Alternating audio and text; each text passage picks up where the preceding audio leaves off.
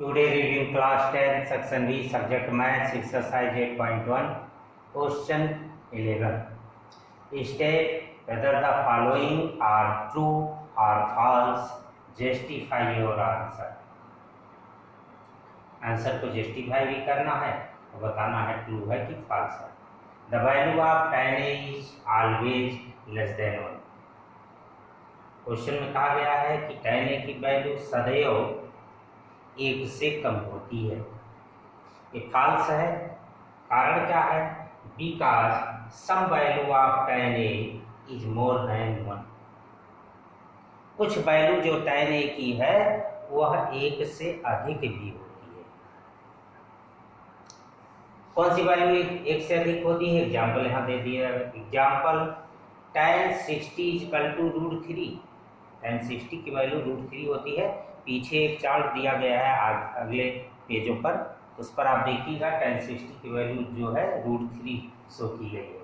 और होता क्या है? √3 की वैल्यू 1.732. यह 1 से अबव है. सेकंड दिया गया है sec A equal to 12/5 for some value of angle A. कुछ वैल्यू sec A की 12/5 हो सकती है, ऐसा दिया गया है. आंसर है ट्रू, ये सत्य है. Because cos A equal to hypotenuse upon base. cos A जो है रेशियो जो है हाइपोटेनियस अपॉन बेस के होता है. आप जानते हैं राइट एंगल ट्रायंगल में हाइपोटेनियस ग्रेटेस्ट साइड होता है और बेस जो है हाइपोटेनियस से लेस होता है सदैव. तो ऐसा ही इसमें है. 12 जो है ये हाइपोटेनियस और 5 जो है वो बेस हो सकता है. कोई भी वैल्यू हो सकती है लेकिन हाइपोटेनियस हमेशा एबव होगा बेस से. और sec A की यही वैल्यू होती है, इसलिए है करेक्ट है. यूज नहीं, cos A is the abbreviation use for the quotient of angle A. ये भी फॉल्स है क्योंकि पीछे आप रेशियो देखिए, वहां बताया गया है आपको. Because cos use for the cosine. Cosine के लिए cos यूज होता है, कोसेंट के लिए नहीं. cot A इज द, अगला पूछा गया है, cot A is the product of cot and A. यह भी फॉल्स है. कारण क्या है कि जो cot A है वह A एंगल का cot रेशियो है. फॉल्स है, ना कि प्रोडक्ट. आंसर है false.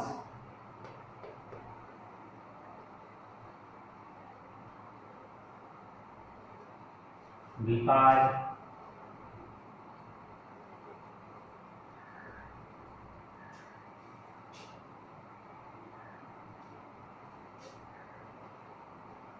cot A is the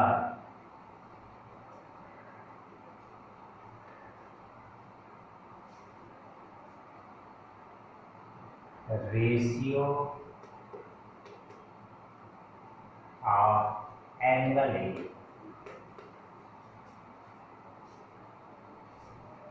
cos A जो है, cot A जो है वो रेशियो है एंगल A का, cot रेशियो, ना कि प्रोडक्ट है दोनों का. फिर लास्ट एक दिया गया है sin theta equal to 4/3.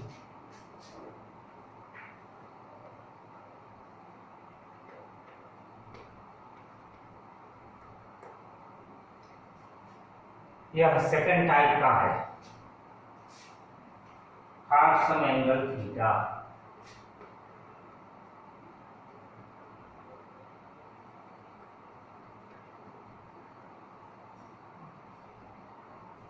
Some angle theta.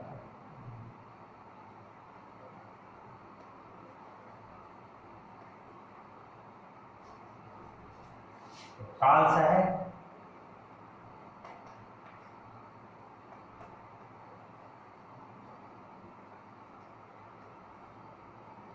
because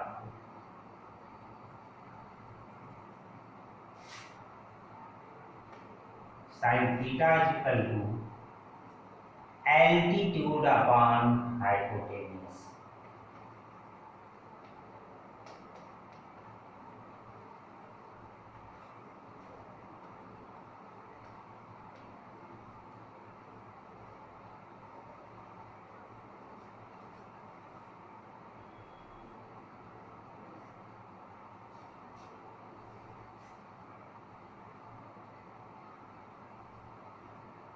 क्योंकि जो साइन थीटा होता है एल्टीट्यूड अपन हाइपोटेनियस होता है, एल्टीट्यूड हमेशा हाइपोटेनियस से कम होगा, राइट एंगल में छोटा होगा, जबकि यहाँ पर बड़ा दिया गया है 4/3, यानी एल्टीट्यूड को ग्रेटर दिखाया गया है, हाइपोटेनियस को लेस। ऐसा हो नहीं सकता है राइट एंगल ट्रायंगल में, इसलिए यह जो है फॉल्स है। अब आप देखेंगे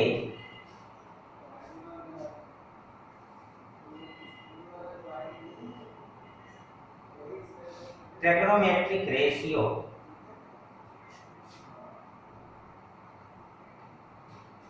यह अगले चैप्टर का है।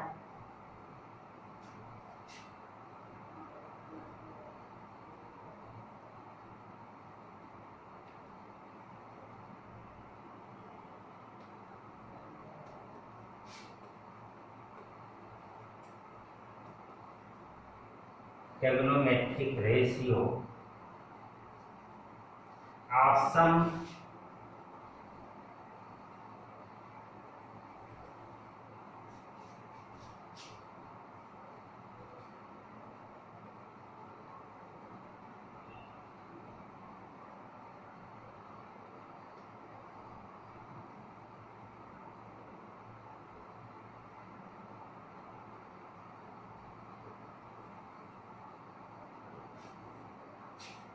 angles, हेडिंग है पूरी,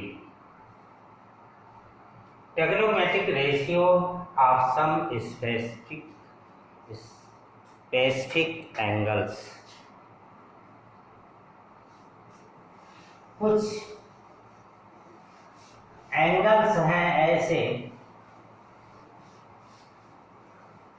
जिनका रेशियो फाइंड करने के लिए एग्जाम में आता है, लेकिन इस वर्ष के कोर्स में हटा दिया गया है, लेकिन यूज है उसका, केवल प्रूफ करना हटा दिया गया है। स्पेसिफिक एंगल फाइंड करना जो है वो हटा दिया गया है, लेकिन यूज है। क्योंकि यूज है इसलिए हम उसे फाइंड करना भी बता देते हैं। फाइंड करने में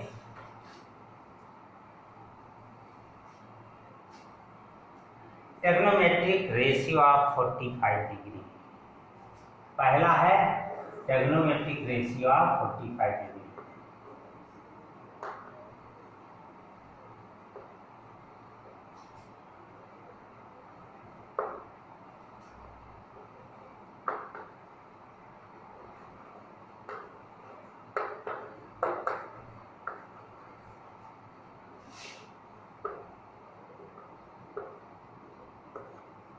फोर्टी 45 डिग्री का रेशियो फाइंड करने के लिए है, आप एक आइसोसियस राइट एंगल ट्रायंगल में late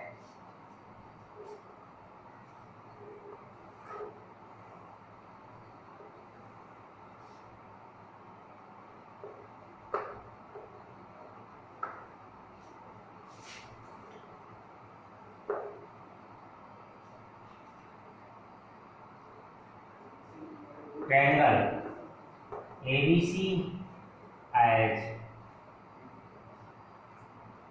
isosceles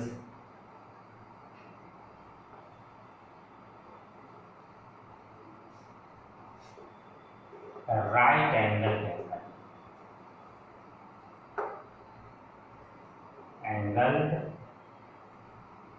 triangle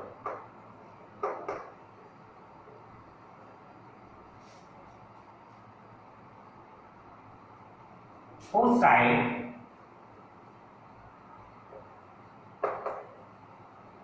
AB equal to BC। इसकी जो साइड है AB BC इक्वल है, आइसोसियल्स राइट एंगल ट्रायंगल है तो दो साइड इक्वल होनी चाहिए। आप जानते हैं कि हाइपोटेनियस ग्रेटेस्ट साइड होता है राइट एंगल ट्रायंगल का, वो किसी के इक्वल हो नहीं सकता है। इसका मतलब अदर टू साइड होते हैं एल्टीट्यूड और बेस, वही इक्वल हो सकते हैं। तो यहाँ AB और BC एल्टीट्यूड और बेस है जो कि आपस में इक्वल है। अब हम आगे फाइंड करते हैं angle.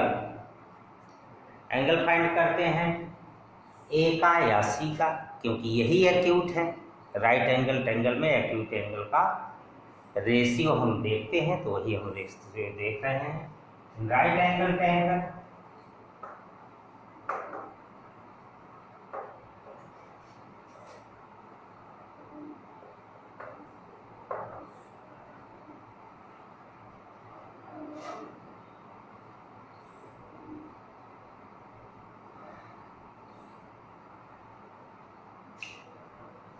sin C is equal to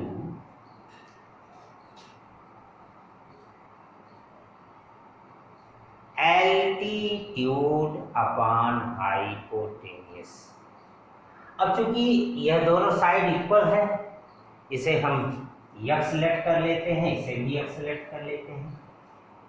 sin C, और अगर ऐसा लेट करते हैं तो पाइथागोरस से यहाँ पर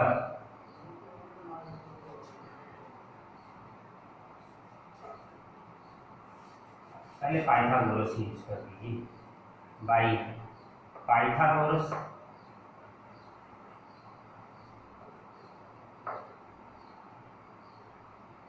AC square equal to AB square plus BC square, ये हो गया x square plus x square, 2x square, AC square आया।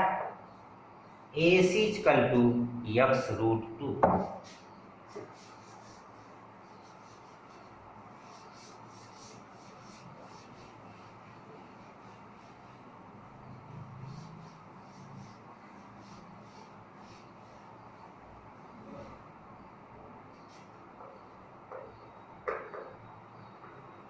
Root 2x square equal to x root.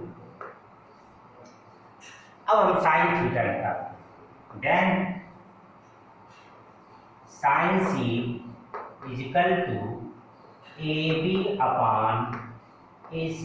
Sign angle C के लिए जो साइन होगा वो AB अपॉन AC होगा, क्योंकि एल्टीट्यूड अपॉन बेस होता है। एंगल C के लिए इसका अपोजिट साइड AB जो है वो एल्टीट्यूड। वैल्यू रखते हैं। AB की वैल्यू मैंने लेट की है x है, और AC की वैल्यू आई है x रूट 2, तो ये कैंसिल हो गया, आ गया 1 अपॉन रूट 2। 1 अपॉन रूट 2 होता है साइन की वैल्यू, C की वैल्यू। आप काश निकालना चाहें वो भी निकाल सकते हैं, टेन निकालना चाहें वो भी निकाल सकते हैं, सब निकाल सकते हैं। cos C क्या होगा, BC अपॉन AC, और BC भी x है और AC जो है x रूट 2 है, तो ये कट गया, इसका 2 आ गया 1 अपॉन रूट 2। एक cos C की वैल्यू है और ये साइन C की वैल्यू है। साइन C किसके है, साइन 45, यानी साइन 45 1 अपॉन रूट 2 के होता है, और cos 45 भी किसके होगा, 1 अपॉन रूट 2 के। क्योंकि यह आइसोसियस ट्रायंगल है, यह 90 है और यह दोनों इक्वल एंगल होंगे, क्योंकि टू साइड AB और BC सेम है, इसलिए एंगल होगा 40, ये होगा 40, ये भी 45 होगा और ये भी होगा 45। 45 दोनों एंगल हो जाएंगे, 90 है, तो cos 45 यानी एंगल C 45 के इक्वल है, इसलिए cos 45 इक्वल टू 1/√2 होगा। tan भी निकालना चाहे तो ऐसे निकाल सकते हैं। tan 45 या सी लिख सकते हैं, tan c equal to AB upon BC, altitude upon base equal to x upon x equal to 1, यानी tan 45 की वैल्यू होगी 1। ऐसे ही अदर रेशियो भी आप फाइंड कर सकते हैं। ट्रिग्नोमेट्रिक रेशियो आप अगला बता रहे हैं।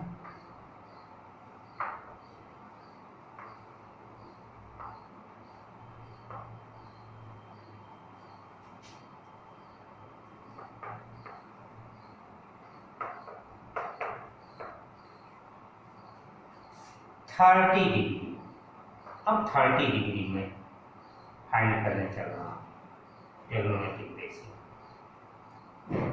इसके लिए भी आप एक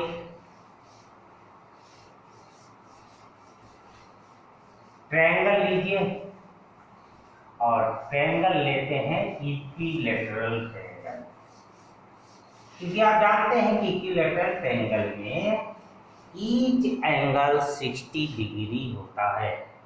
late triangle ABC as equilateral triangle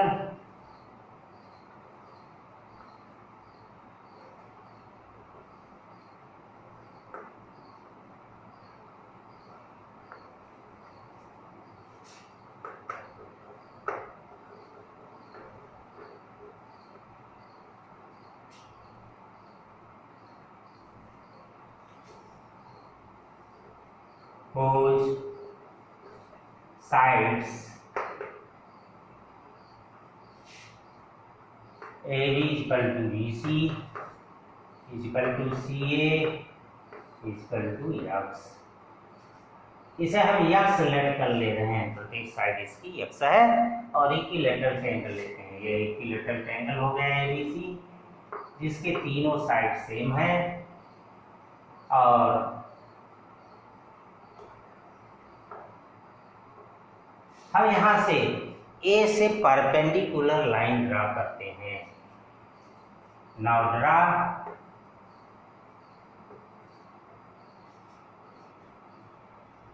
eight point A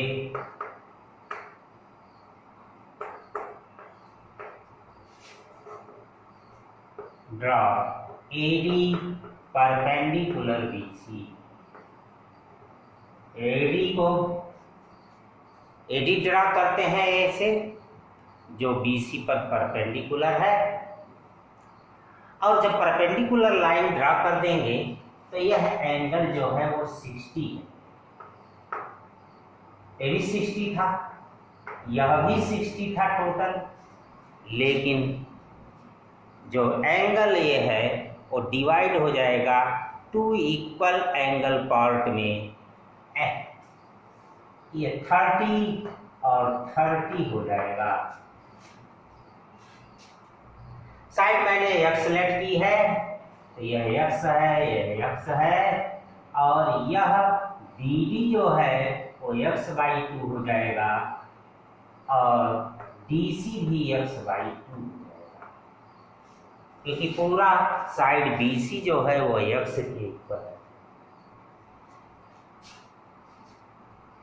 अब राइट एंगल ट्रायंगल ABD में देखेंगे, क्योंकि यहाँ परपेंडिकुलर लाइन ड्रा की है मैंने।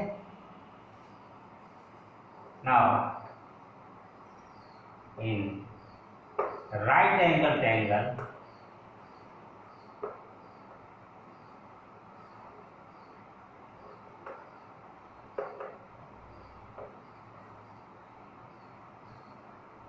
ABC ABD, ABC नहीं ABD, AB square by Pythagoras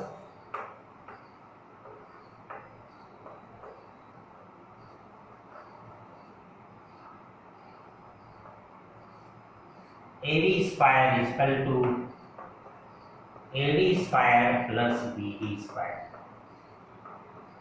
यहाँ देखिए AD की वैल्यू पता नहीं है, AD स्क्वायर रहने दीजिए, ये हो जाएगा x स्क्वायर, और ये हो जाएगा x/2 का स्क्वायर, जो हो जाएगा यहाँ हो गया x² और ये वैल्यू इधर लाइए -x²/4 इक्वल टू AD²।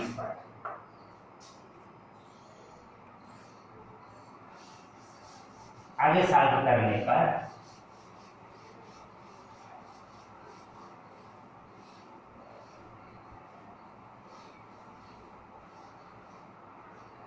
मिलता है x² -x²/4 इक्वल टू होगा 3x²/4। एलसीएम लेकर के माइनस कर दीजिए तो 4 1 जा 4, 4x² हो जाएगा -x²/4 होगा, जो कि 3x²/4 के इक्वल होगा, equal to AD²। Equal to हो जाएगा, इसका रूट लीजिए, रूट 3x²/4। 3 का रूट निकलेगा नहीं, x का निकल जाएगा, 4 का भी आ जाएगा, x√3/2 यह AD की वैल्यू आ गई। अब हम यहां से 30 डिग्री एंगल निकालना चाहते हैं तो हम लिखेंगे साइन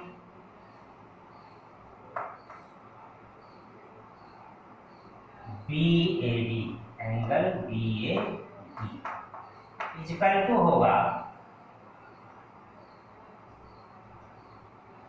एल्टीट्यूड अपॉन हाइपोटेनियस।